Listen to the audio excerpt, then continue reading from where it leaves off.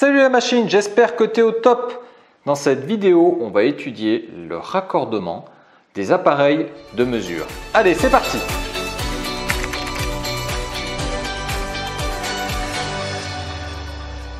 En sciences de l'ingénieur, on va rencontrer tout un tas d'appareils de mesure.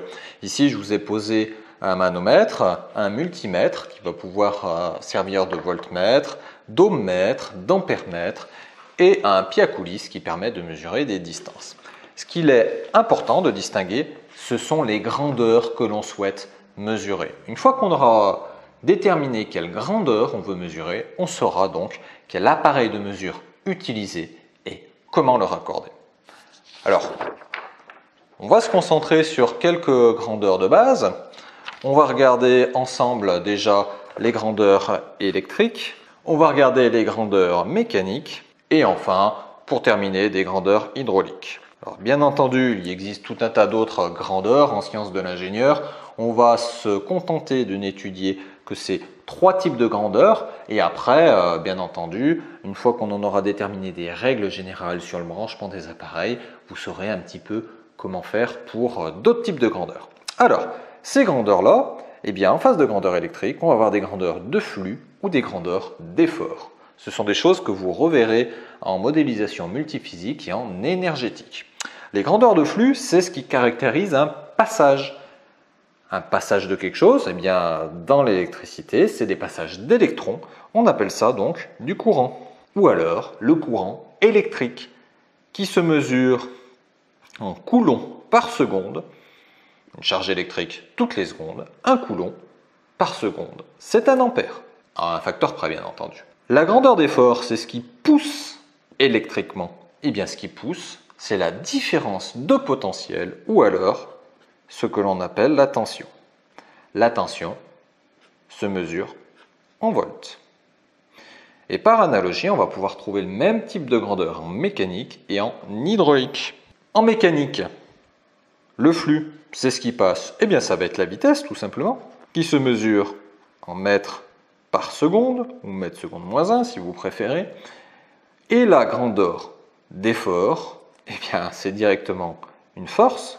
Par exemple, alors quand je dis vitesse, bien entendu, je peux aussi dire taux de rotation. Et quand je dis effort, je peux aussi dire couple, par exemple.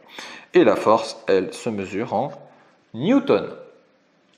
Et enfin, les grandeurs hydrauliques. Eh bien, je regarde le flux, c'est-à-dire je regarde ce qui passe. C'est la même chose qu'en électricité, c'est ce qu'on appelle le courant, mais cette fois-ci le courant hydraulique. Alors pour éviter de s'embrouiller, on ne marque pas courant, on marque plutôt débit. Mais c'est exactement la même chose. Et le débit, c'est un volume de fluide qui passe toutes les secondes, donc un volume des mètres cubes par seconde, ou mètres cubes seconde moins 1 si vous préférez. L'effort, c'est ce qui pousse mon flux hydraulique pour le faire avancer. Et bien ce qu'il pousse, ça sera donc une pression. L'unité de la pression, c'est le pascal. Maintenant que l'on a caractérisé le type de grandeur qu'on pouvait avoir, flux ou effort, on va pouvoir en déduire le branchement ou le raccordement des appareils de mesure. Le flux, eh bien, il va falloir se mettre à travers le système. Effectivement, il faut voir un passage de quelque chose. Donc ce quelque chose, ça peut être des électrons, ça peut être du matériel, ça peut être un volume de fluide. Alors que les grandeurs d'effort, eh bien, elles vont être mesurées. Donc je mesure en un point un effort. Et cet effort, il faut que je le compare à une référence. Ça peut être un point fixe, par exemple, entre lequel je vais faire appliquer mon effort. Ça peut être un potentiel nul pour la tension, etc. Une fois qu'on a un petit peu compris ces deux choses-là, on va pouvoir en déduire le raccordement des appareils. Ici, je vous propose deux schémas, un schéma hydraulique, un schéma électrique, très simple. Bon, tel quel, c'est pas génial pour faire le fonctionnement d'un vrai système, mais je ne peux pas faire plus basique. C'est-à-dire qu'ici, j'ai un moteur qui entraîne une pompe, et cette pompe va venir actionner mon vérin. Bon, c'est pas génial parce que mon vérin va pas pouvoir faire des allers-retours, etc. Mais j'ai voulu vraiment faire simple dans mon schéma. Ici, j'ai un schéma électrique, donc j'ai une source de tension, et ici, qui va venir m'allumer une lampe. Une source de tension, une source de pression, un actionneur, une lumière. Vraiment, c'est la même chose. Alors, mettons que je veuille mesurer, par exemple, le courant hydraulique qui passe à l'intérieur de mon vérin. Le courant hydraulique, eh bien, il va passer comme ceci. C'est-à-dire que le courant hydraulique, il va arriver de cette pompe, par exemple, s'il y a son sens de rotation, il va venir faire sortir la tige dans mon vérin. Et bien pour mesurer ce courant hydraulique, il va falloir que je coupe le circuit, par exemple à cet endroit-là, et que je prenne un appareil de mesure que je branche entre deux points du circuit. Cet appareil de mesure se nomme un débitmètre. Pour le schéma électrique, eh bien ça va être pareil. Pour mesurer le courant qui circule, donc le courant électrique qui circule dans mes fils, eh bien ça sera pareil. Il va falloir que je coupe le circuit, par exemple ici, là, donc tout ça, ça n'existera plus, et que je vienne monter mon appareil de mesure ici, entre ces deux points. L'appareil de mesure se substitue à un fil. En fait, on fait passer la totalité du courant par l'appareil de mesure pour mesurer cette grandeur de flux. Ça sera pareil pour le débit hydraulique et pareil pour le courant électrique. Tandis que pour mesurer la grandeur d'effort, dans ces deux cas, comment il va falloir faire? La grandeur d'effort en hydraulique, on avait dit que c'était la pression. Eh bien la pression, je la prends en un point ici, et je vais venir, par exemple, la mesurer avec un manomètre. Je mesure cette grandeur de pression, et je la mesure par rapport à quoi? Eh bien je la mesure par rapport à la pression atmosphérique. Il me faut une référence.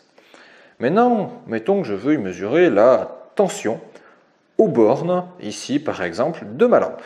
Eh bien, comment on fait?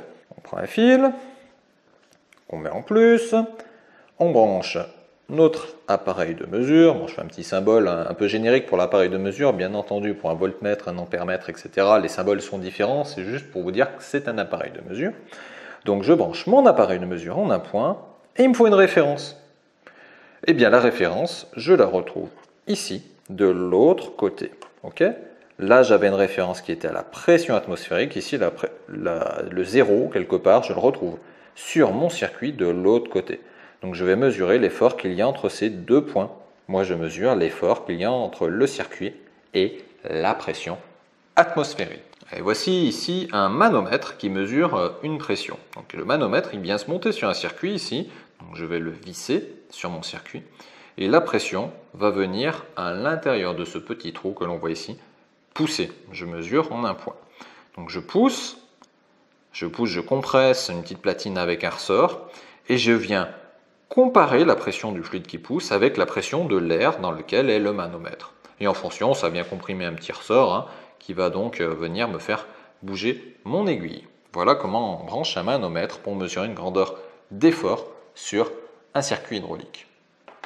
Ensuite, pour mesurer une tension ou un courant électrique, la plupart du temps, on utilise un multimètre. Alors, on utilise un multimètre si on veut juste voir la grandeur s'afficher en direct et qu'on ne souhaite pas suivre, par exemple, son évolution au cours du temps, auquel cas on préfère utiliser des oscilloscopes. Alors, ce multimètre ici, je vais pouvoir le régler en voltmètre ou en ampèremètre. Par contre, au niveau du câblage de mes fils, j'ai vraiment une différence ici. Il y a un point COM sur lequel on met le fil noir d'une manière générale. Par contre, si je mesure en voltmètre, je me mets dans un trou particulier, il y a marqué V ici. Si je veux l'utiliser en ampèremètre, j'utiliserai un autre point. Et c'est bien logique que j'utilise deux points car je ne raccorde pas en voltmètre ou en ampèremètre mon appareil de la même manière. Si je veux mesurer des courants, eh bien, il faut que je fasse passer le courant entre ces deux fils, donc c'est-à-dire que l'appareil va subir le courant qui passe dans le système. Si par contre je veux mesurer en voltmètre, c'est-à-dire mesurer une grandeur d'effort, au contraire, je mesure en deux points, donc ça va pas du tout passer, le courant ne va pas du tout passer à l'intérieur de l'appareil, ça sera complètement différent. Allez, on va essayer de faire ça sur un petit circuit électrique. Voici un petit circuit électrique très très basique. Donc sur les fils bleus ici, j'amène le 0 et sur les fils orange ici, j'amène plus 5 volts. Donc si je mets mon plus 5 volts à cet endroit-là sur mon fil orange, et bien qu'est-ce qui se passe? Je fais tourner mon moteur. Ok. Donc si maintenant je souhaite mesurer par exemple la tension aux bornes de mon moteur, bon, ma source d'alimentation elle est censée faire 5 volts. On va pouvoir vérifier ça au multimètre.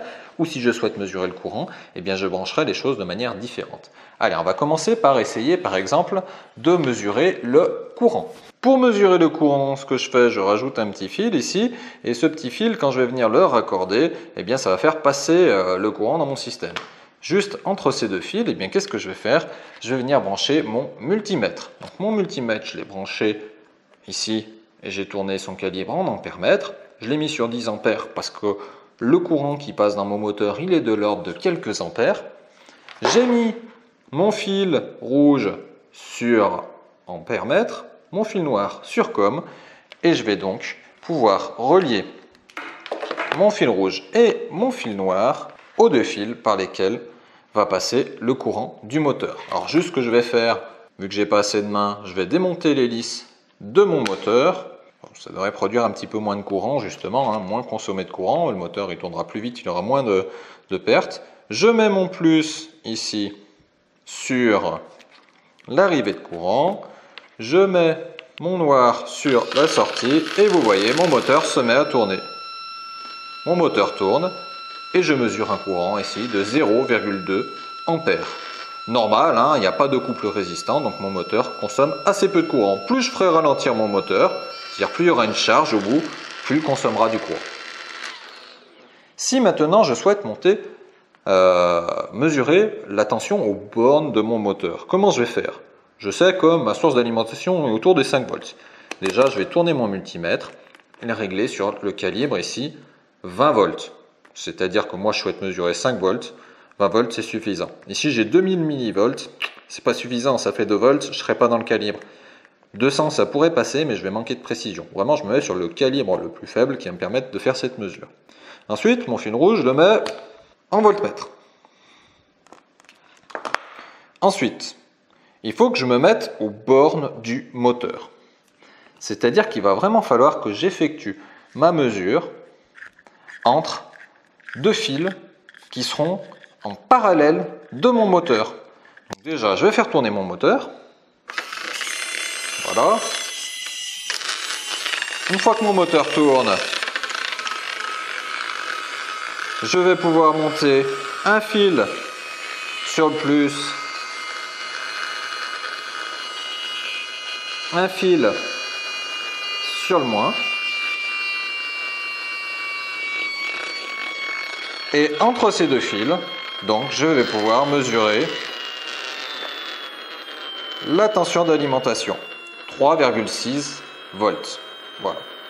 Bon, je vais ralentir un peu parce que là je suis en train de faire chauffer le moteur, comme il tourne à vide.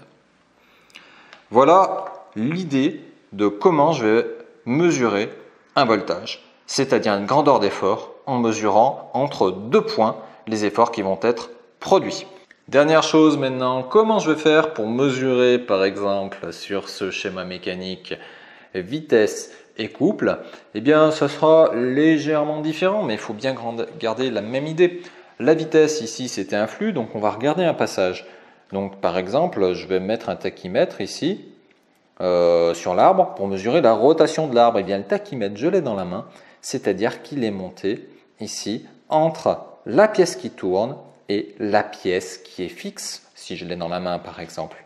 On est vraiment dans la même idée ici, c'est-à-dire de mesurer un flux entre deux éléments, c'est-à-dire au niveau de cette liaison entre le noir et le rouge. Ça se voit un petit peu moins que sur les schémas électriques. Si maintenant je veux mesurer un couple, c'est-à-dire un effort qu'il va y avoir entre deux pièces, eh bien ça sera exactement la même idée aussi. Je vais pouvoir mesurer un couple en ouvrant par exemple cette pièce ici, là, et je vais mettre un couple mètre à l'intérieur de la pièce qui va mesurer la grandeur d'effort. C'est comme si je le mettais ici en parallèle pour mesurer l'effort. Voilà. Cette vidéo est terminée. J'espère que vous aurez bien compris les câblages hydrauliques et électriques et fait la distinction entre les grandeurs de flux et les grandeurs d'effort pour réfléchir à comment est-ce que vous allez effectuer vos mesures.